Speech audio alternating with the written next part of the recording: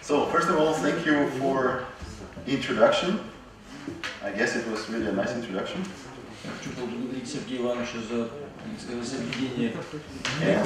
And for inviting me to give here some presentations. I hope you will enjoy it. И за то, что Сергей Иванович пригласил меня в Пермский университет. So my name is Роберт Саблатник. I'm with the Vena University of Technology. Меня зовут Роберт Саблатник. Я работник Венского технологического института. And I'm working there in the computer vision lab. И я работаю в лаборатории компьютерного зрения. So I'm concerned with computers and cameras, and we try to make the computers see. Мы работаем с компьютерами, с всевозможными видеоустройствами, и мы позволяем компьютерам видеть. So first of all, a little bit of introduction in where I come from. Мы начнем с небольшого представления того места, откуда я приехал. So the Vienna University of Technology was founded in 1815. Венский технологический университет был основан в 1815 году. And was the first university in today's German-speaking geographical area that was dedicated to technical issues. Был первый технический университет в немецкоговорящей части земли. So these are just some images of the buildings that we have, and this is different to here. We don't have a campus, but we are situated in the middle of the city. Это несколько корпусов нашего университета. У нас нет отдельного кампуса, как здесь, но мы расположены в центре Вены. So these are some important people that have studied in our university, like maybe Christian Doppler, who's famous for the Doppler effect. Здесь представлены несколько наиболее известных ученых, которые учились в нашем университете. Наверное, самый известный это Кристиан Доплер, который изобрел эффект Доплера. Or Victor Kaplan, who was the inventor of the turbine. Виктор Каплан, который изобретатель турбины. Or maybe also Fritz Lang, who's a famous film director in Hollywood in 1920s. И Фритц Ланг, который выдающийся режиссер 20-30-х годов прошлого века. Okay, this is just some numbers of our university, that we have a lot of EU projects that have 23 million, for instance, of funding, and some other projects, so we are quite huge university. Университет поддерживается Европейским Союзом, мы получили гранты на несколько десятков миллионов евро. We got 8 faculties. And one of them is the Faculty of Informatics, but of course, as we have in every technical university, we also have chemistry, physics, geoinformation, electrical engineering, mechanical engineering, civil engineering, and architecture. Наш университет состоит из 8 факультетов, и как любой технический университет, у нас есть физический факультет, химический факультет, факультет математики, геоинформатики и архитектуры.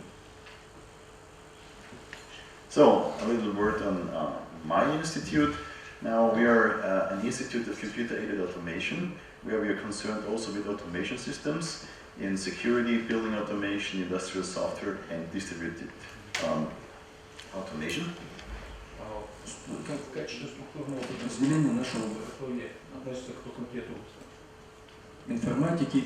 Мы являемся частью Института компьютерной автоматизации, в подразделении автоматизированных систем, которые включают 4 подразделения. Это безопасность, автоматизация зданий, промышленное программное обеспечение и распределенные вычисления.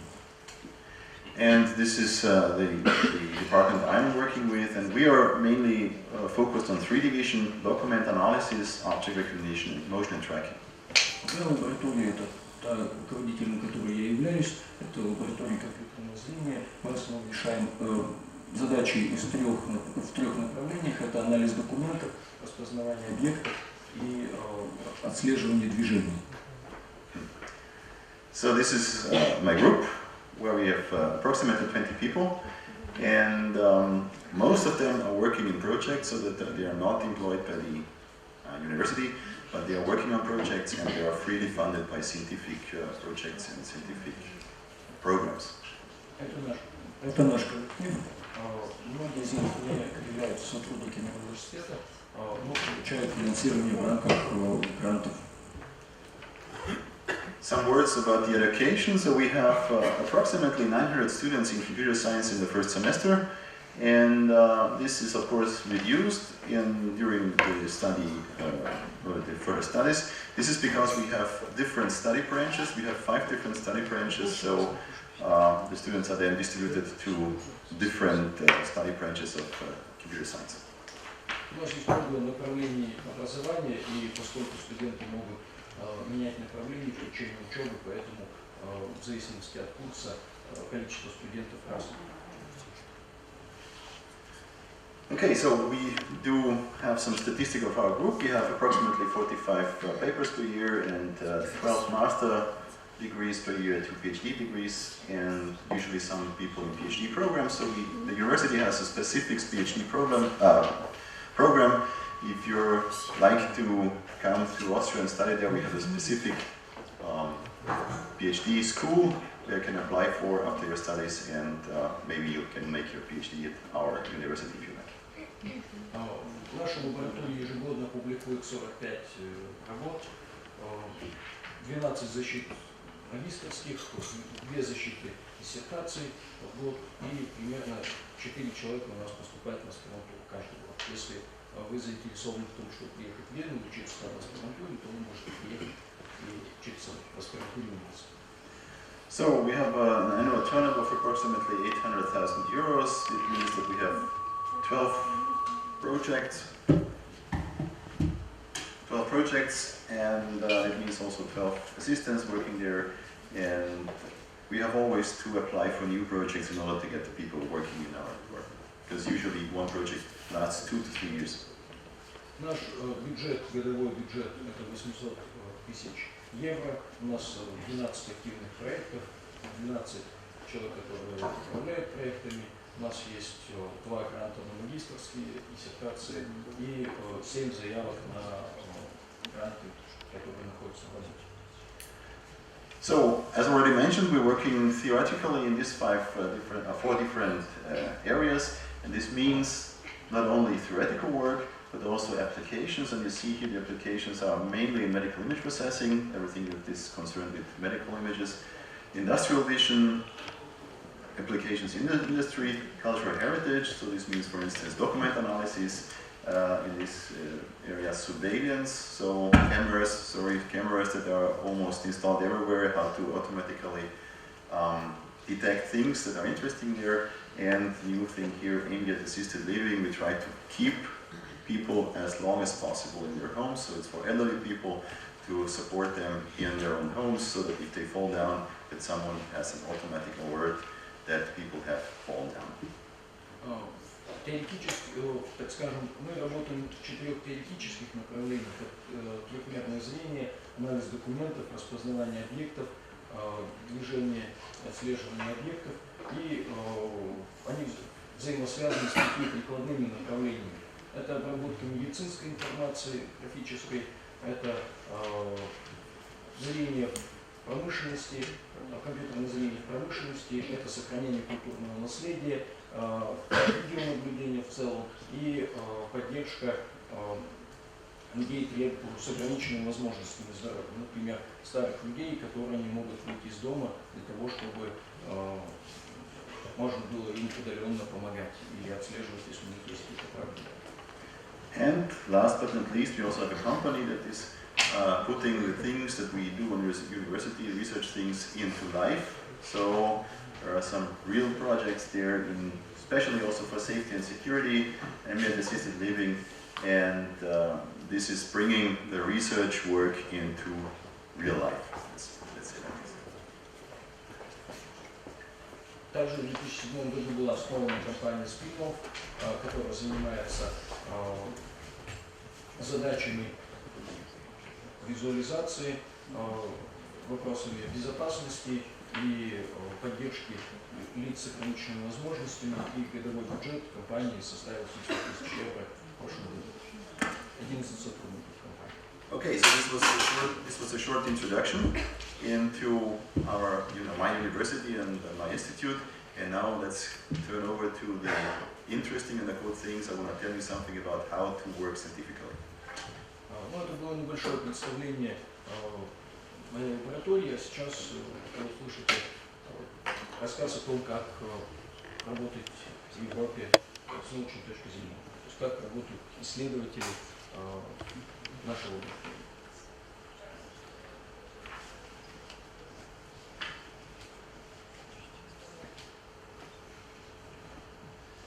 So the topic is scientific presentation and communication. So this is a very general topic so that you can use the main ideas also in your field of study. It's not necessarily computer science, it's any science, so it's really the basic of how to work scientifically. Тема лекции «Представление научных знаний и научной коммуникации» достаточно общая. И вне зависимости от того, в какой области знаний вы работаете, то есть это может быть информатика, история или что-то еще, это будет вам, безусловно, полезно. A short introduction, so we will talk a little bit about scientific work in general, then we move on to information retrieval, that means how to find information, the types of scientific communication, so what is scientific communication, how does it work, and how to present scientific work and how to write scientific work. Мы поговорим о том, что такое научная работа, как искать информацию в научных источниках, какие бывают типы научной коммуникации, как представлять научную информацию, как писать статьи и другие работы. So, the main thing, or the main question is, why do we do scientific work? Самый главный вопрос, зачем мы занимаемся исследованием? Do you have any idea why we should work scientifically or why there is a tradition in scientific working? Есть ли идеи вообще, зачем заниматься исследовательской работой? Кто-то знает из вас? Yes, Чтобы понимать. To find? New innovation. The answer was to find new innovation. This is okay, or correct. What else? To understand the reality. To understand the reality is also one Первый вопрос был, чтобы найти новые инновации, правильно понял? Я правильно понял ваш вопрос, что цель исследования это найти это инновации в целом, или лучше узнать окружающий нас мир? So, but why do we need this innovation? Make money. Зачем нам нужны инновации? This is very correct, but how can we make money with the new innovation? Это очень правильный ответ, но как получить деньги из инноваций? So, there's two different things. We have university, where people write, and there is industry, where people read. So how are these two things connected? Есть две части. Одна часть университет, где люди пишут научные работы. Есть промышленность, бизнес. Это те люди, которые читают научные работы. Надо их как-то соединить, эти две части вместе. That's quite easy, because Все просто. the public is sponsoring the university. So the taxpayers are paying for things that are going on in universities, not only education, but also research. Общество финансирует университет не только в части образования, но и научные исследования также. And the industry gets the knowledge for free, under quotes, because they can read what scientific people in universities are writing. Формально бизнес получает результаты исследований бесплатно, поскольку они могут читать статьи, которые опубликованы. And so the knowledge that is invented in universities is transformed to industry, and afterwards money is made with this kind of information. Таким образом, научная информация, попадая в бизнес-среду, приносит деньги. So, another topic that has to be issued is, why do authors publish paper? Следующий главный вопрос – это зачем исследователи публикуют свои результаты. Has anyone an idea? Есть идеи? They want to be famous. Хотят стать знаменитыми. It's more or less correct, Это более-менее правильно. because the aim of scientific work is that you have some papers that can be read by others, and how are researchers evaluated? They want to share information. Yeah, they want to share information, but the main Как оценить успешность ученого? thing is researchers get evaluated by the number of publications they publish. Соответственно, очень часто ученых, ну так скажем, сравнивают по количеству публикаций. So the more publications you publish, the more famous you get, and the higher is the possibility that you get a better position. Соответственно, чем больше у вас публикаций, тем больше у вас шансов занять хорошую должность в исследовательском институте. And now we have the problem that some people would like to have as many publications as possible with low quality, which is not more or less the thing or intended behind the whole scientific work, but in reality it should be high quality work, and the number of publications is not so important. Здесь проблема связана с тем, что можно очень много публикаций сделать низкого качества очень быстро, но на самом деле можно сделать и небольшое количество публикаций высокого качества, и это будет лучше. That's why it's more important in how many other people are citing your work. Поэтому очень важный критерий – это насколько много исследователей ссылаются на вашу работу. So this is a kind of indicator of how important your work was, and then you get promoted or not because of this citation index. Соответственно, индекс цитирования – это один из важнейших на сегодняшний день показателей успешности ученого. So, and now we have another topic here, namely the quality of papers. And this quality of papers is usually ensured by having reviewers. Таким образом, мы переходим к вопросу о качестве исследований, качестве публикаций и, соответственно, на текущий момент публикации очень часто проходят рецензирование.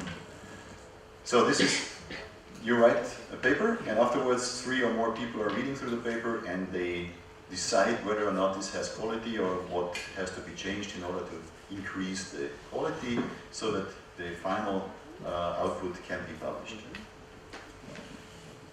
На текущий момент процедура заключается в том, что 3 или больше исследователей читают вашу статью и решают, достойна ли она быть опубликованной или в ней нужно сделать изменения для того, чтобы ее можно было отправлять в печать. And this ensures the quality of publications because there's always someone who's reading through the whole thing before the things get published, and that's why you should not trust on publications that are only on the internet. И эта технология позволяет повысить на самом деле качество публикаций, в отличие от возможности без лицензии опубликовать статью в интернете. Okay, so we first go into the first part, namely information retrieval, how to find interesting material that you can use for your work. Мы переходим к следующей части лекции, которая называется информационный поиск. Там картинка, там приходит в библиотеку мужчина и говорит: я не могу найти книгу по информационному поиску. Как искать информацию, не могу найти книгу. So, the main thing of scientific work is that you rely on information that has already been published, and that's why the motto of scientific work is introduced by Sir Isaac Newton in 1680 or so, or 90 or so. If I have seen further than others, it is by standing on the shoulders of giants. Как говорил Ньютон, если я вижу дальше, а только потому, что я стою на плечах гигантов. Важный вопрос, можем ли мы действительно опираться на информацию, доверять ей. So the question is now how to find the appropriate literature, how to find the appropriate work where you can build your studies on. Мы сейчас попробуем найти ответ на вопрос, как найти нужную информацию по заданной теме. So, this is usually done by references. So if you ever read a scientific paper, you will find at the end a list of references. This is the work that the authors have used to write their own work. И здесь есть методы. Первый подход – это смотреть список литературы. Если вы прочитали статью, вы можете посмотреть список литературы, на какие другие работы опирался автор. And of course, the new, more modern way is to search in scientific databases to find the appropriate literature. Можно искать в электронных библиотеках научных сборниках научных статей, можно искать по теме, по имени автора. So there's a difference. Researchers do not search on Google or so, but they have specific databases where literature is stored that is already reviewed and where the paper can be accessed if the university has the access to the databases. Таким образом, для того, чтобы повысить уровень доверия к информации, настоящие исследователи не ищут в Гугле информацию, а стараются использовать специализированные, ориентированные на исследователей научные базы данных. So, first of all, we take a look on the word references, and references have a definition that it's always work that is related, and as already mentioned, it's in the end of every scientific paper written. Соответственно, слышно меня? И вас также очень странно. Соответственно, определение, то есть список использованной литературы, это алфавитный список по фамилии автора тех работ, которые вы цитируете или каким-либо образом используете. И самое главное, что нужно перечислять только те работы, которые вы действительно цитируете. So the purpose of the references is that the reader can read more on the topic and to check the writer's interpretation, for instance. Для чего вообще нужен список литературы? Во-первых, чтобы можно было прочитать больше по теме работы.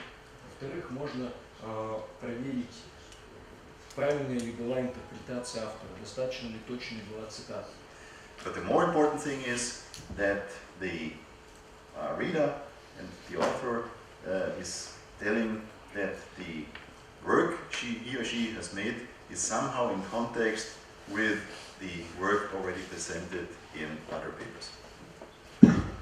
Соответственно, очень важный момент – это то, что можно повторить результаты исследований по тому, что написано, и можно сравнить, а что нового внес автор, то есть повторяются ли эти результаты в каких-то других работах. So, when to cite is the next question. So if you're working on a specific topic and you see or you feel that this is already or has been published somewhere else, then you give a citation within the text that you see that this work has contributed to your work and in order to give credit to those that have already worked on this topic. Ну, здесь я сначала переведу картинку, там написано, в общем, ну, ученый трудной жизненной ситуации, пожалуйста, процитируйте мою статью. Соответственно, если вы хотите, так скажем, отдать должное тому, кто внес значительный вклад в то направление, которым вы занимаетесь, в качестве дани уважения, вы можете сослаться в своей статье на эту работу, если она действительно дает серьезное продвижение во всей области в целом. And of course, another purpose is to acknowledge all ideas which are not common knowledge. So if a term is used that is not in common knowledge, there is a reference or a site there so that you can read more about this specific term in order to understand if you're not familiar with this term. Соответственно, нужно отличать то, что не является общеизвестным. То есть те идеи, которые, возможно, кто-то еще не знает и которые вы упоминаете в своей работе, их тоже следует сослаться. So one big problem nowadays is that many things get copied. And this is one of the no-goes in scientific work. So if you copy something else from another work, it has always to be under quotes so that it's clear that this has been copied by from someone else and it's not your own voice. Because this is really a problem in nowadays publications that people just copy things from other papers and put them together and make their own paper. Очень важным вопросом является использование цитат из чужих работ. Очень часто исследователи вставляют фразы целиком из других работ. Очень важно, чтобы все эти места были выделены в кавычках и оформлены как цитаты. Это недопустимо, чтобы чужая работа была использована без использования кавычек. Also, if you just summarize some work from someone else, it still has to be clearly visible that this is, or these are ideas from someone else, and that's why there has to be a citation in the text that is clearly indicating that this is not really your work, but is work from someone else. Точно так же необходимо цитирование, если вы своими словами пересказываете чужую идею. То есть если вы не вносите ничего нового в это перефразирование, это также требует ссылки. This goes also for figures, for images, for pictures. If it's not your own work, you have to give the source of the work, so in order that it's clearly visible that this picture or whatever is made by someone else, and by the citation it's clearly visible that it's not your work. Следует вставлять ссылку там, где вы используете чужую идею, изображение, формулу, либо что-то еще. Next thing is where to cite. So there are two different possibilities, either directly at the phrase or at the end of the sentence. Ссылаться можно двумя способами. Можно делать это непосредственно в тексте, можно делать это в конце предложения. Now some examples. For instance, if you use a definition that was defined by someone else, you put it under quotes, like here, and in the beginning of the whole thing, you give this cite. So this is a cite, a bracket with a number in it that refers to the original source of this definition, for instance. Соответственно, вот это пример ссылки внутри фразы, то есть сначала мы вставляем ссылку на список литературы, дальше идет сама цитата. If you use the ideas from someone else, you can introduce this idea and then under parentheses tell the reader where he or she can find more information or where the original material was derived. Я переведу здесь само предложение. Здесь написано, существует несколько разных методов воспитания и обучения, и дальше предлагается посмотреть работу, и ссылка на эту работу для того, чтобы посмотреть обзор. Or if you use some term that is not commonly known, like path transformation, then of course you also give here a site that the reader can get more information on this kind of technique if he or she is not familiar with it. Простой вопрос. Кто знает, что такое преобразование хафа? Кроме меня. Хорошо. Вы знаете. I asked if somebody knows what is half transformation. Я думаю, что это такое преобразование, когда в декартовой координатной плоскости прямая переходит в точку в полярной координатной плоскости. Вот. Соответственно, если вы подозреваете, что не все об этом знают, то лучше сослаться на ту статью, где про это подробно написано.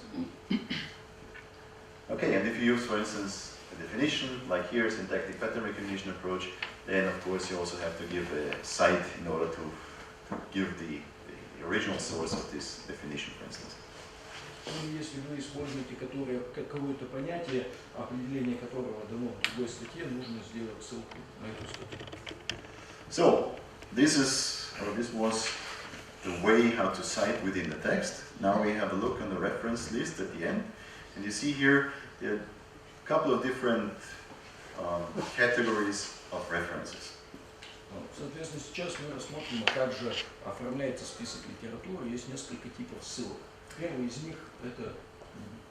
So first of all, we have books, and a book is usually, everyone knows books is a very comprehensive work on a specific topic, and if you cite the book, there is the author, for instance, so it always starts with the author, then the title of the book, then the publisher, and the year. So this is... Ссылка на книгу. Книга это, как правило, достаточно подробное погружение в определенную область знаний, и всегда начинается с фамилии и инициалов автора, звание книги, издательство, место издания и год.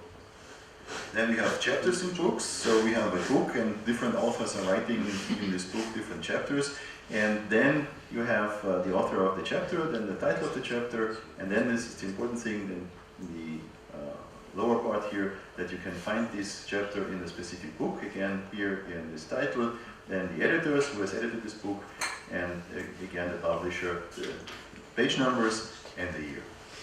Очень часто в научных книгах разные главы пишут разные авторы. Это ссылка, это пример ссылки на главу в книге. Сначала точно так же переводится имя автора, затем название главы, и потом указывается, что это глава, и дальше ссылка на книгу. Автор, издание и дальше указные главы.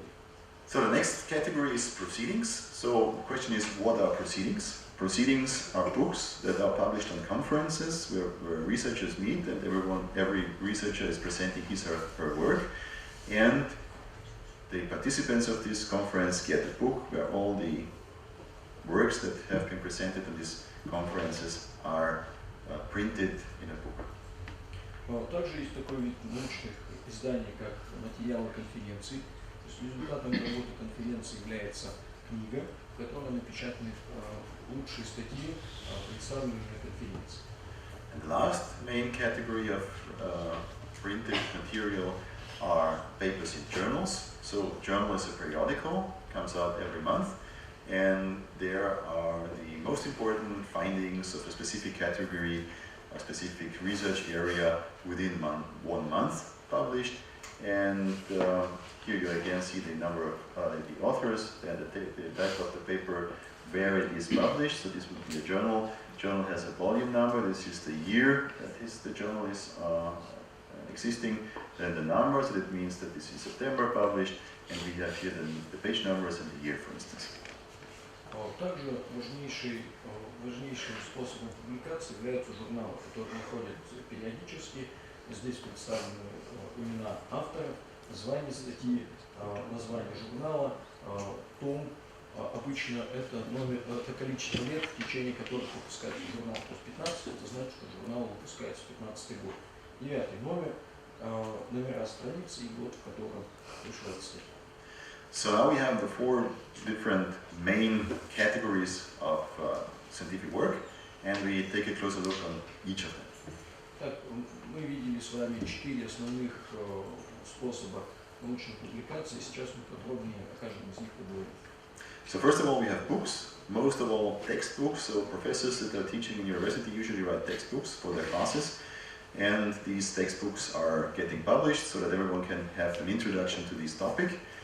And here you see that these books do not report the state of the art. Question is why? Итак, книги – это в том числе и те учебники, которые используются в поддержку лекций. Их задача – обеспечить лучшее понимание какой-то определенной области знаний. И они не освещают новейшие результаты исследований. Have you any idea why this is not reporting the state of the art? Кто как думает, почему там нет новейших результатов? It is too expensive to publish it every year. Just found that during education you have to know basic information that can help you to find more information, find next publishing, so on. So the main reason why this doesn't report the state of the art is that it takes a long time to write books. So it usually takes 2, 3, 4 years to write a book and also to get published. So whatever you read in a book is at least 4 to 5 years old. Но на самом деле, почему там нет новейших результатов, потому что книгу пишут 2, 3, 4 года. И за это время, конечно, исследования уходят далеко вперед, то есть то, что вы прочитали в учебнике, это было открыто как минимум 4 года назад. So people have realized this problem and said, well, let's do it another way around. We take one book and one editor and take, let's say, 10 different authors. Everyone is writing one chapter, and then we increase the speed of publishing, because then it takes shorter time to write the book. Для того, чтобы решить эту проблему, иногда делят всю работу на нескольких авторов, каждый пишет свою часть книги, и результат получается быстрее.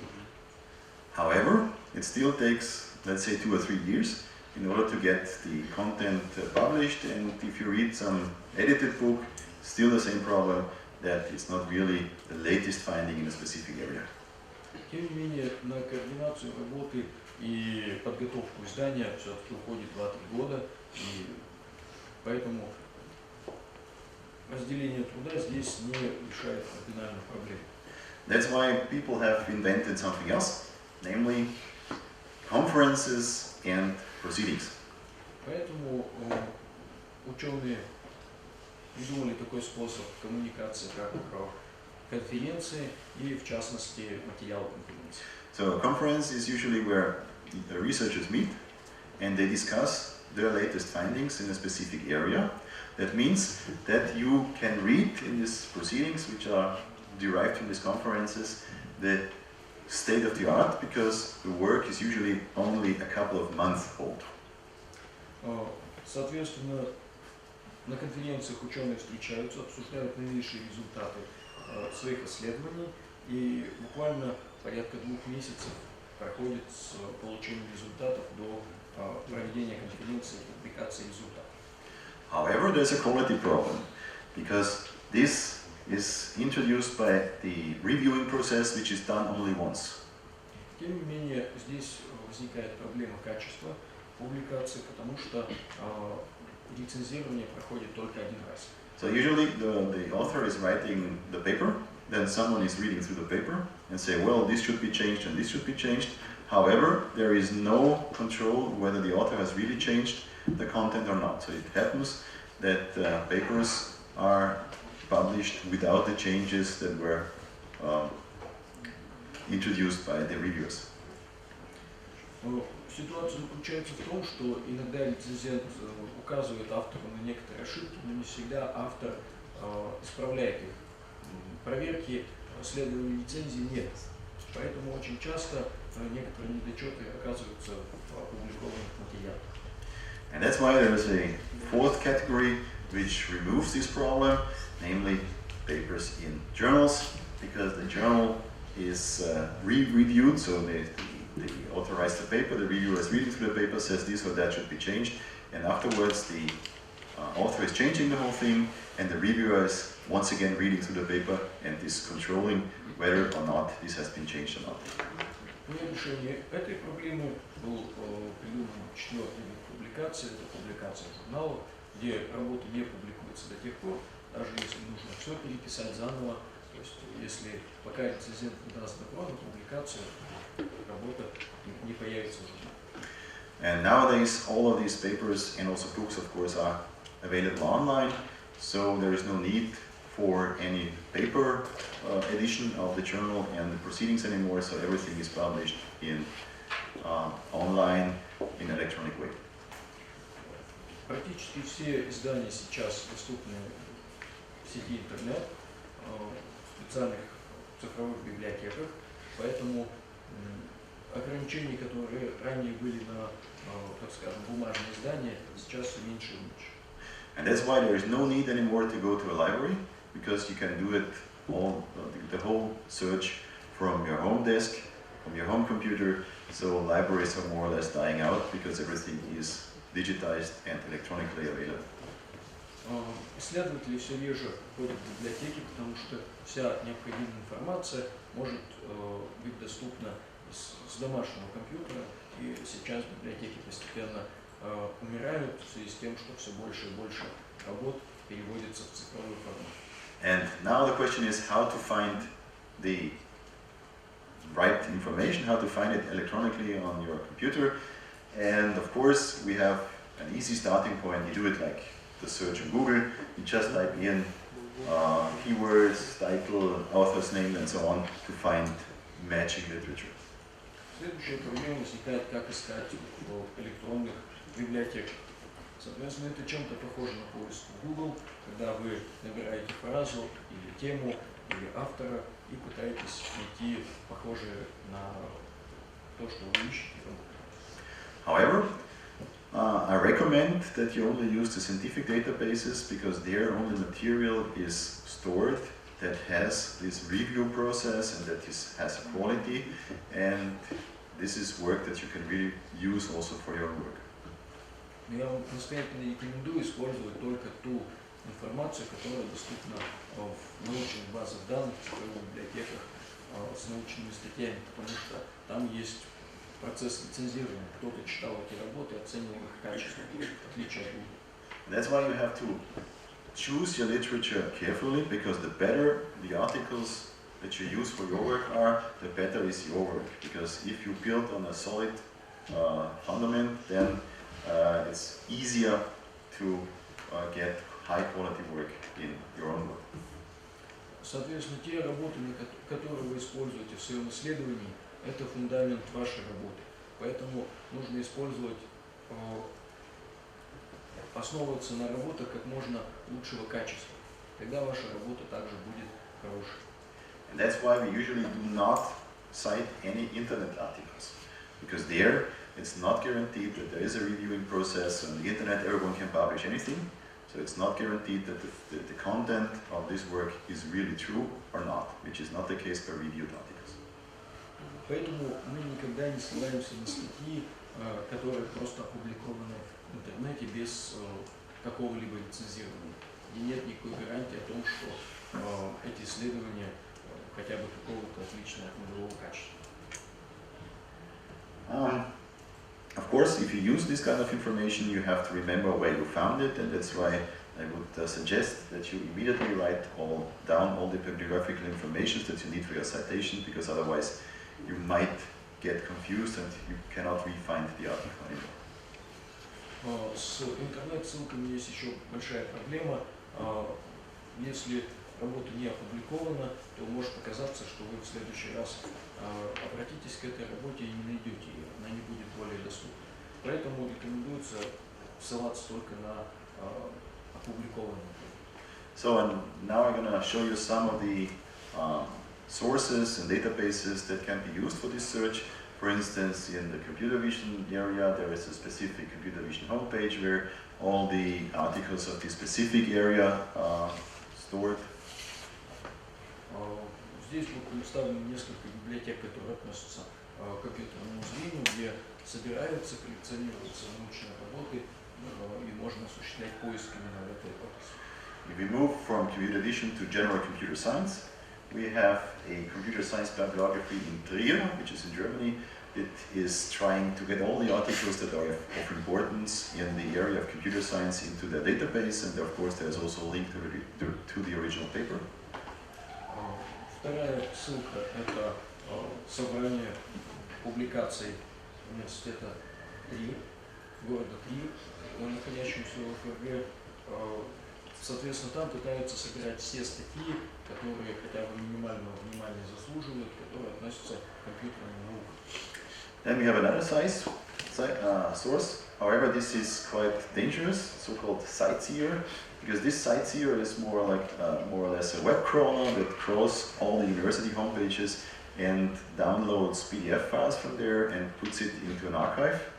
However, of course, you can find in sightseer anything that has been published on the university site, so this means also non-reviewed papers as well. Sightseer – это система, которая исследует автоматически сайты университетов, и все PDF-публикации, которые находит, пытается автоматически разместить в архив.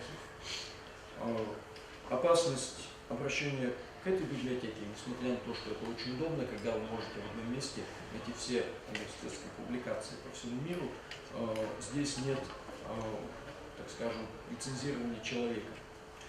And now we move to the publishers' web pages, or databases. First of them is IEEE, so the American Engineering and Electrical Engineering Society publishes important papers in the area of computer science, and their website is IEEE Explorer, where you can find all the papers that have been published by the society, and these are very important in the area of computer science, because most of the conferences and journals are published by IEEE. Очень особое внимание нужно уделять сайтам издательств. Одно из них представлено здесь, это сообщество, так скажем, инженеров-электротехников, которое является одним из крупнейших в области компьютерных наук, одним из крупнейших издательств в области компьютерных наук. И эта система позволяет найти, осуществлять поиск по всем статьям, опубликованным в ИИЕ. So, this was for IEEE. Another important publisher is ECM, which is also an American publisher, which is pretty similar, but has also conferences in journal and gives you also information on that also. Также одной из крупнейших ассоциаций, ассоциация вычислительной техники, это базирующаяся в Соединенных Штатах организация, которая объединяет профессионалов и исследователей по всему миру. Они также публикуют большое количество статей и результатов исследований, и по этой ссылке можно получить доступ к поиску по их ресурсам. Of course, there are also European publishers, Elsevier and Springer, which have exactly the same thing for their own publications. So you have seen there are four major sources of information, two Americans and two European databases. Соответственно, вторая и третья ссылки – это европейские издатели, которые публикуют результаты не только тех работ, которые выполнены в Европе, но и по всему миру. И также там есть встроенная система поиска. So the question is why there are a limited number of publishers in the area, for instance, of computer science. Следующий вопрос: почему так мало издательств, которые работают, так скажем, с научными исследованиями? And the next question is why do publishers run these databases? И для чего издательствам создавать такие базы данных? Has anyone an idea? Кто-то знает? Есть идеи? That's quite easy. The standard answer would be money.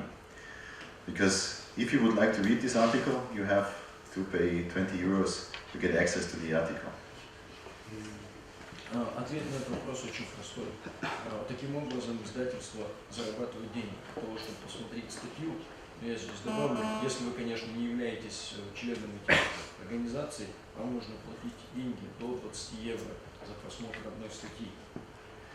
How much of this money would the authors get? Как вы думаете, сколько из этих 20 евро получает автор? Nothing? Yes, nothing. The next question is why do authors publish in these publishers? Если ничего автор не получает, тогда зачем он там публиковаться? Yes, to be cited. So there is a huge money machine there. So the publishers that get papers for free and sell papers to the research afterwards. Соответственно, получается, что прибыль большая у издательства, там будет, они получают статьи бесплатно, а потом продают исследования. And the big ones have bought all the small publishers, so that's the reason why there's only 4 important publishing companies in the area of computer science anymore. Конечно, вот эти 4 издательства, они поглотили более мелкие издательства, поэтому всего такое небольшое количество вариантов существует. So usually universities have free access to all these 4 different publishers, to all their students and workers. However, this costs a lot of money. Обычно внутри университетов бывает бесплатный доступ к этим библиотекам, но для университетов это стоит много денег. So usually this is in the area of €1,000,000 per year per university. То есть это может быть до миллиона евро в год для университета. But it's necessary because otherwise the students and the researchers there cannot make any research work anymore. Но это необходимо, потому что в противном случае в рамках университета будет очень сложно проводить исследования. So, and you've seen that the next problem is that you have to go to these specific publishers and search their material, then you have to get the next publisher to search their material, and so on and so forth. The next question is, why don't you have only one database where all the information is in? And that's what is Google Scholar, for instance, where you have access to all the papers, more or less, in all 4 different publishers, and to the rest of Google documents that can be found. Соответственно, сервис Google Scholar позволяет агрегировать информацию всех 4 издателей и искать информацию по заголовкам работ опубликованных каждого. So this is the free version, and the version we have to pay for is called Scopus, which is another company that is selling the information on all the other databases, and also has some citation index built within and other information that can be used, but it's only, again, not free. Соответственно, доступ к, так скажем, защищенным авторским правом информации, он также не является бесплатным. Есть посредник, который называется Scopus, который перепродает эту информацию, и это по-прежнему то, что стоит денег. And that's why, for instance, in the area of computer vision, some people gather together and they get all the information that is important in the area of computer vision, put it also on another web server, and it's annotated, so they also write if it's good or not. And if you're working in the area of computer vision, you can use this database because it's free and it's also annotated, and you find the important information. However, the main problem in today's scientific work is that you need to have access to the huge databases, which is more or less costly. Поэтому для решения этой проблемы исследователи иногда размещают архив наиболее интересных публикаций, которые также имеют аннотации, имеют рецензии, размещают их на своем сервере для того, чтобы, так скажем, объединять в рамках научной школы коллективы.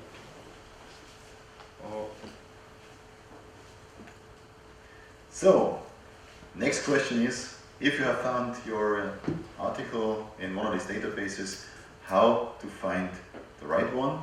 And this means how to read articles fast in order to get the information that you need. Следующий вопрос. Как правильно читать научную статью, если вы нашли то, что вы ищете? So in general, we have a standard structure of all material published, all papers published. They all have the same structure, the so-called IMRED or TA-IMRED structure. Обычно научные статьи имеют, так скажем, традиционную структуру, которая по-английски сокращенно называется TA-IMRED. So what are the letters stand for? So T stands for title and authors. So every paper, every book, everything starts with the title. You can read what it's all about, and the authors. Т означает название и авторы. То есть любая книга, любая статья начинается с названия и включает информацию об авторе. Then you have the abstract. The abstract is a short version of the whole paper in one paragraph. Вторая часть это обзор, то есть это буквально один абзац, который описывает вкратце содержание статьи. Then we move on to the I. The I stands for introduction. So this is the central research question. So it introduces the topic and gives some motivation why someone is writing about this specific topic, what are the sections, what is the literature, and all kinds of information that is important. Третья часть введения это описывает, для чего проводились исследования, так скажем, вводит основные определения и, соответственно, описывает вклад автора в решение проблемы.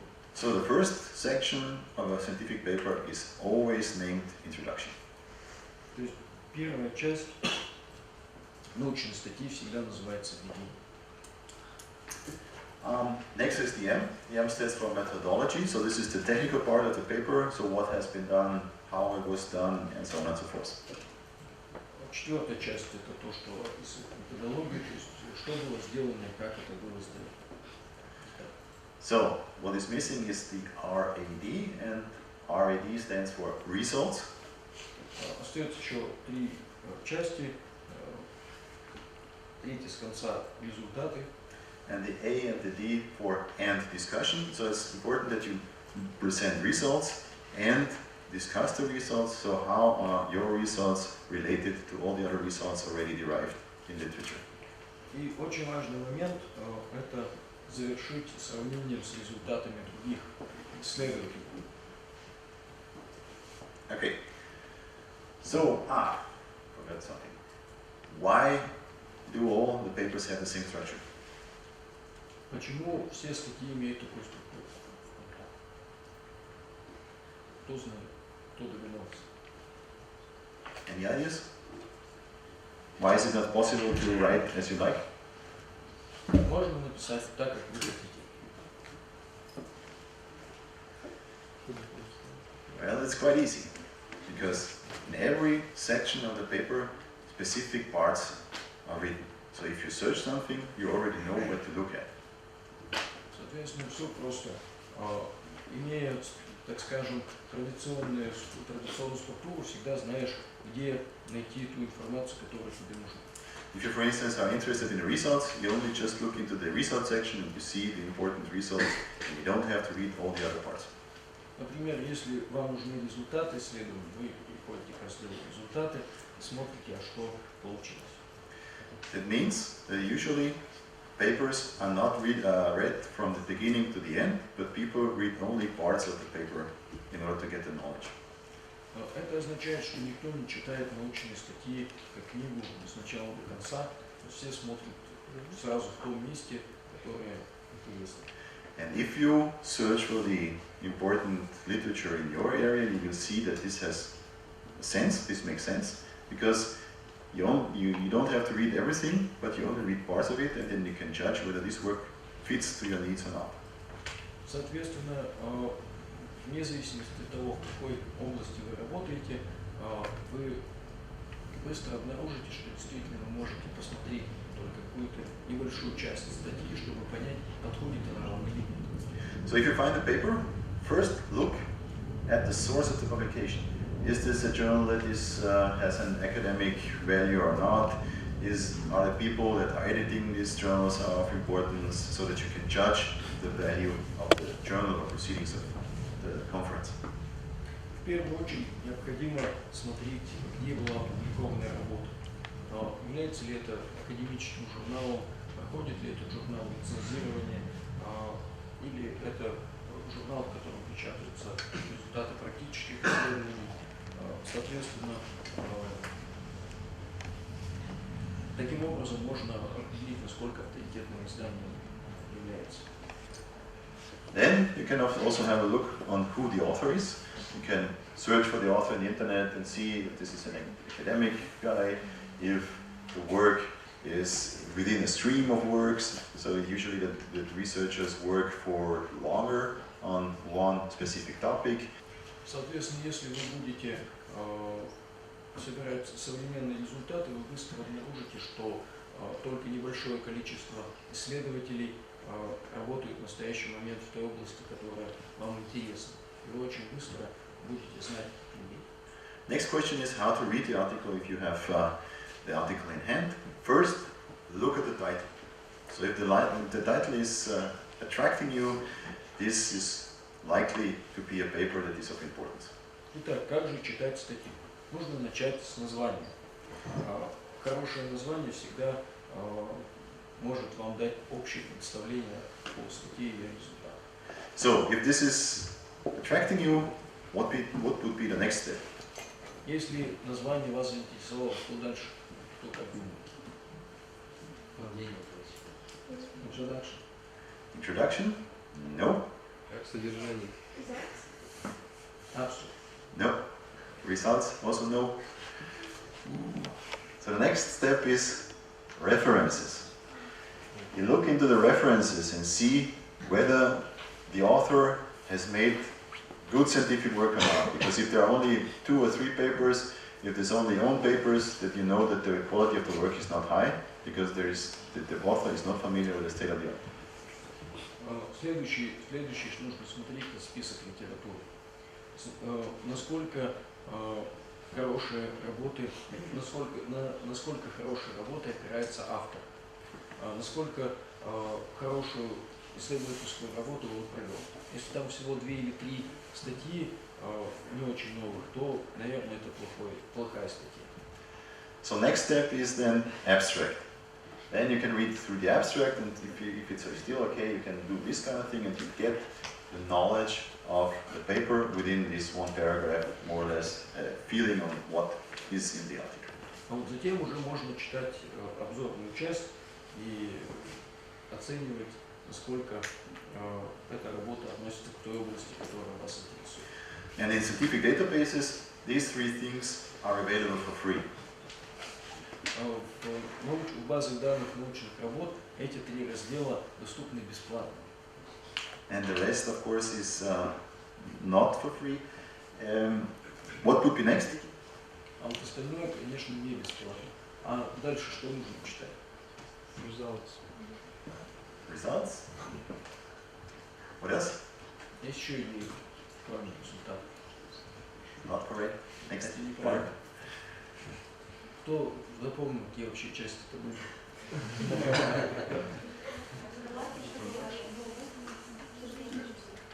Discussion.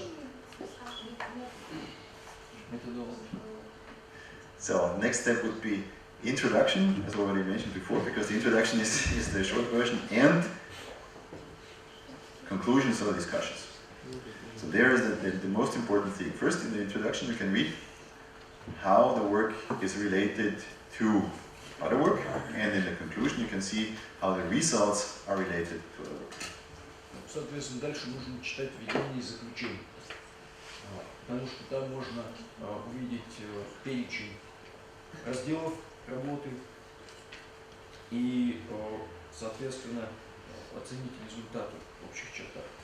So if it's still interesting, you can read the rest, you look on how the headlines are, the headers and the figures, sections and so on, methodology, analysis, results. It's only if it's really still interesting, the paper, because there are so many papers out there and you have to select the ones that are important from the other ones.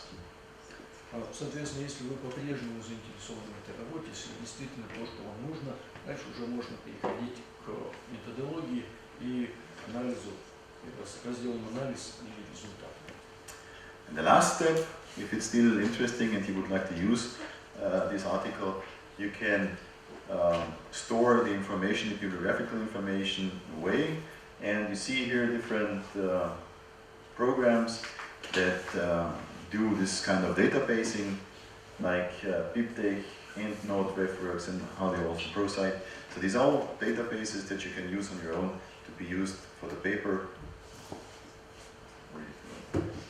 Последний шаг – это добавить статью в свою онлайн-библиографию. И что это значит? Есть много программ, которые позволяют писать статьи, и из вот этих онлайн-библиотек, именно ваших любимых статей, можно будет легко вставлять ваши работы, ссылки. So there are 3 main editing softwares. First is LaTeX, which is for free. Then there's of course this Word for Windows.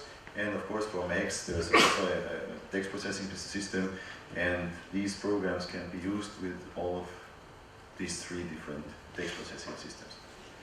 Соответственно, в основном научные работы сейчас подготавливаются в техе, и здесь представлены несколько продуктов, которые позволяют с техом работать. And they automatically produce this list of references in the end of the article if you write it. Конечно, список литературы, используемый, он формируется автоматически. And the publishers, they provide this information on their databases, so you can download this information and put it into these databases, so you don't have to work to write everything down on your own. Издательство, как правило, размещает эту информацию, поэтому ее легко найти. This is because it's important to journals and proceedings that they get cited, and that's why they introduce this service for the reader and for the writers.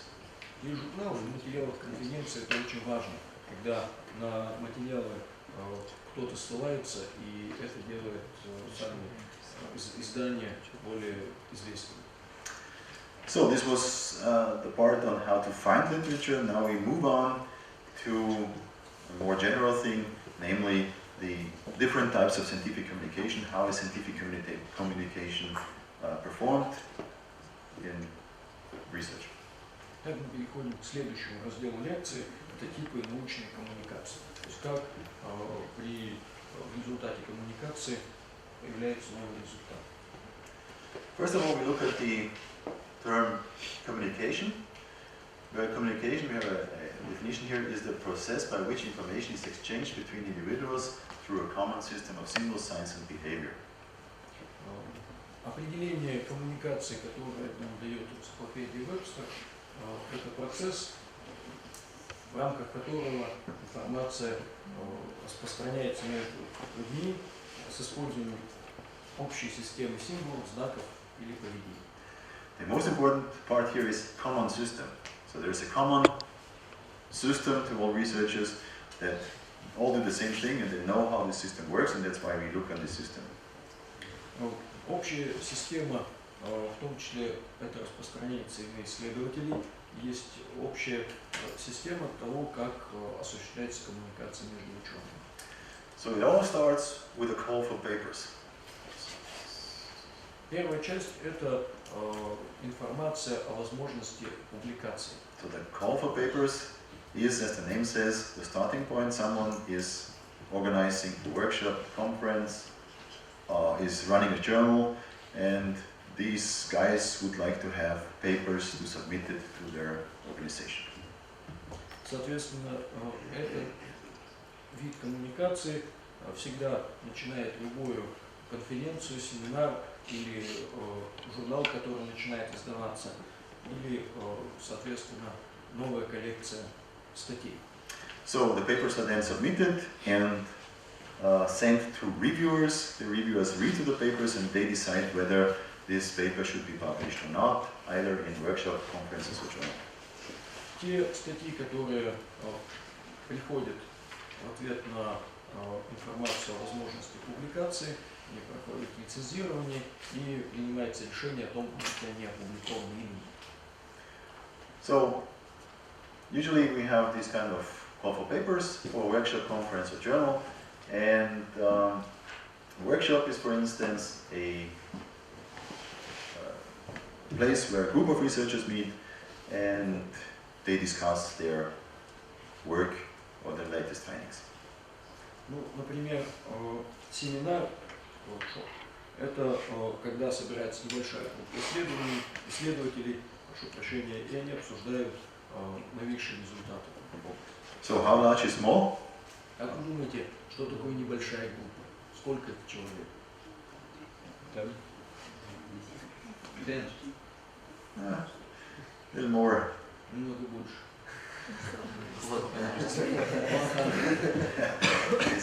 The maximum is 100, yes. So a small group means 50 people, 70 people. This is 50-70. the number is limited because if everybody is giving a presentation there, and this presentation is half an hour, you can now calculate how long you have to sit there until everyone has given a presentation. Почему 50-70 это достаточно большое ограничение? Потому что каждый делает доклад длиной полчаса, и вы можете легко посчитать, сколько времени будут длиться доклады. Conference, sorry for that. We have a large group of researchers, and the only difference is that we have the number of participants. So what would be large? Ну, конференция, это когда встречается большое количество исследователей. Как вы думаете, большое, сколько это?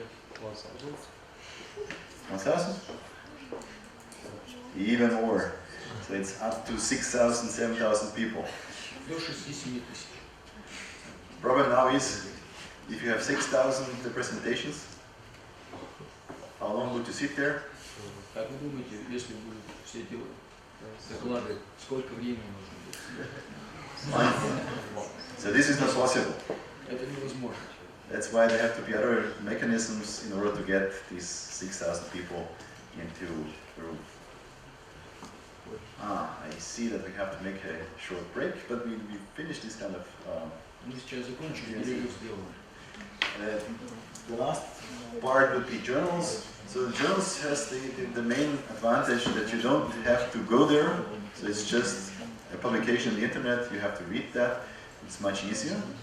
However, this is very complicated because there are so many people who would like to publish in journals, and that's why it's complicated to get the journal article.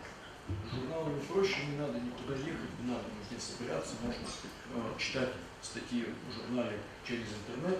Это большая проблема. Очень многие хотят опубликоваться в журнале, поэтому нужен очень жесткий механизм отбора статей. This is high quality, this is medium quality, and these two parts are medium quality in respect to the scientific work that is presented. Соответственно, в журналах представлена информация высшего качества, на конференциях и семинарах представляется информация среднего качества. Review is the key for that. The more often the review takes place, the higher is the quality, of course. And for instance, in journals, it can happen that the author has to change the manuscript 3 or 4 times. Соответственно, обзор – это тоже важный вид научной коммуникации, и обычно обзоры публикуются несколько раз в год. So, now we make a short break. Hello?